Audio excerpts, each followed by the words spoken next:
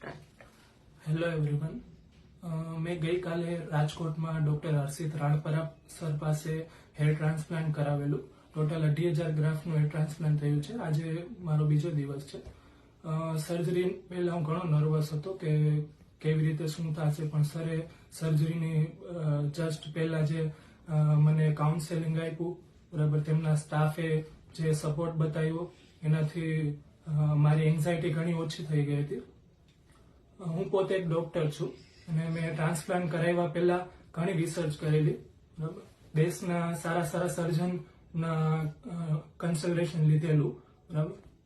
પણ જે ટ્રસ્ટ મને રાણપરા સર પર આવ્યો એ બીજા કોઈ પર નહોતો આવ્યો, કેમ કે એમણે જે રીતે એક્સપ્લેન કર્યું, મારી જેટલી રિક્વાયરમેન્ટ હતી, મારા માટે શું જરૂરી હતું, એ મુજબ એમણે પ્લાનિંગ કર્યું. એમ નહીં કે પૈસા વધારે લેવા માટે વધુ ગ્રાફનો યુઝ કર્યો. મેં સામેથી કીધું કે મારે વધારે ગ્રાફ યુઝ કરવા છે, પણ સરે ના પાડી કે નહીં ભાઈ, તને આટલા જની જરૂર છે, આટલા જ કરીએ.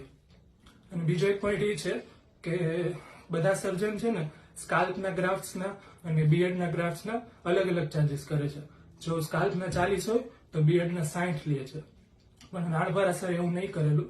જે ચાર્જ સ્કાલ્પના ગ્રાફ્ટનો હતો એ જ સેમ બીએડના ગ્રાફનો હતો ને એમની ઇથિકલ પ્રેક્ટિસ જણાવે છે. અને ઓલ ઓવર એક્સપિરિયન્સ બહુ સારો હતો. ગ્રાફ જોઈ શકો છો.